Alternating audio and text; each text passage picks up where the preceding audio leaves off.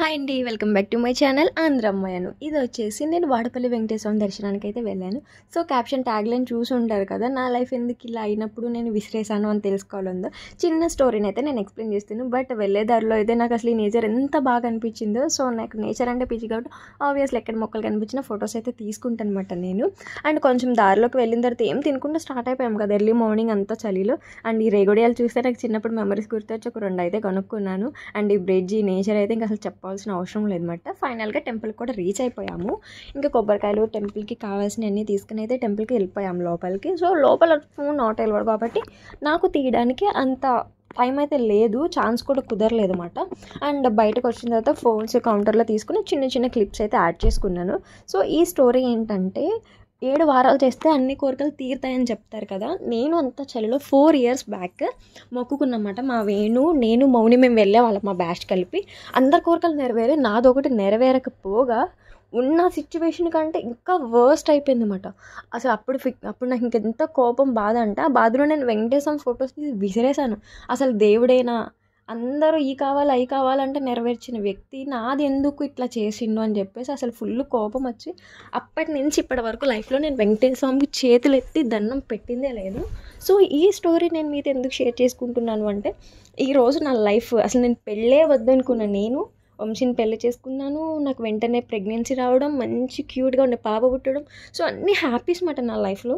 ఇప్పటి వరకు వంశీకి నాకు గొడవ అయిన రోజు కానీ, తినను పెళ్లి చేసుకున్న తర్వాత ఏడ్చిన రోజు కానీ ఒక్కటి కూడా లేదన్నమాట. ఈ హ్యాపీనెస్కి రీజన్ ఏంటంటే 4 years బ్యాక్ కనుక ఆ కోరిక నెరవేరుంటే నేను ఈరోజు ఇలాంటి బ్యూటిఫుల్ లైఫ్లో ఉండేదాన్ని కాదు, ఇంత మంచి హస్బెండ్ వచ్చేవాడు కాదు. ఆ రోజు నెరవేరకపోవడమే ఈరోజు నాకు ఈ అబ్బాయి నా లైఫ్లో ఉన్నాడు.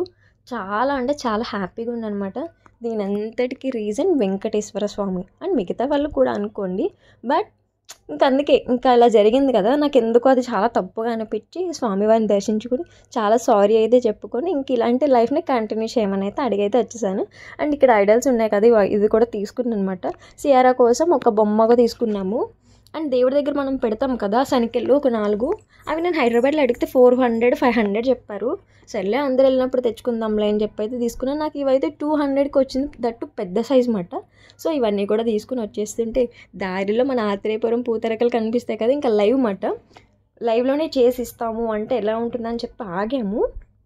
తనైతే ఏ క్వాలిటీ ఉన్న గీ యూజ్ చేసింది, ఏం ఇంగ్రీడియంట్స్ యూజ్ చేసింది ఫస్ట్ అయితే నేను చెక్ చేసుకున్నాను, అన్నీ బాగున్నాయి.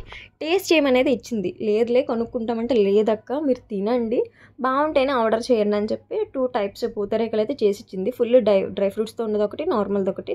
చాలా బాగున్న తర్వాత మేము 3 boxes ఆర్డర్ చేసి తెచ్చుకున్నాం.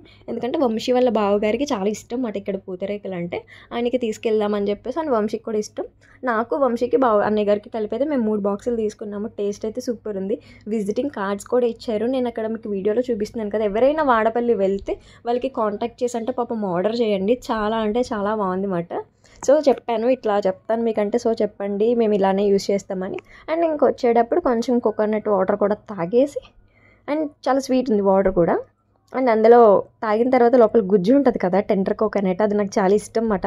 ఆయన అడిగితే నేను తీసిస్తానండి తినండి అని చెప్పేసి ఆ 2 కాయల్లో అయితే తీసి ఇచ్చాడు. మనం వాడపల్లి బస్సులో వెళ్తున్నప్పుడు మనకి అక్కడ నాగమ్మ గుడి కనిపిస్తూ ఉంటుంది అన్నమాట. ఎప్పుడు చూసినా రష్ ఉండే, ఎప్పటి నుంచో వెళ్దాం అనుకున్నాం బట్ బస్సులో వెళ్ళే వాళ్ళం కాబట్టి అప్పుడు పాసిబుల్ అవ్వలేదు. సో ఇప్పుడు బైక్ మీద వెళ్ళాను కదా నేను వంశీ కలిపి, అక్కడికైతే వెళ్ళి దర్శించుకున్నాను. చాలా పెద్ద పాము వస్తుందంట, అడిగాను అనమాట ఎవరైనా చూసారంటే వస్తూ ఉంటుందండి చాలా పవర్ఫుల్ అని చెప్పేసి. అక్కడ మనం ఏమైనా కోరుకుని ఇటుకలు పెడితే కొత్త ఇల్లు కట్టుకుంటాము, పిల్లలు లేని వాళ్ళు వచ్చి అక్కడ దర్శించుకుంటే పిల్లలు కూడా పుడతారని చెప్పి అక్కడ పెద్ద ఒక టాక్ మాట, చాలా జరిగాయంట కూడా. సో ఎవరైనా పిల్లలు పుట్టాలి, నాగదోషాలు ఉన్న వాళ్ళు ఎవరైనా ఉంటే మన రావులపాలెం అటు సైడ్ వెళ్ళేటప్పుడు ఈ టెంపుల్ కనిపిస్తుంది. సో వన్స్ విజిట్ చేసేసేయండి. Thanks for watching, bye.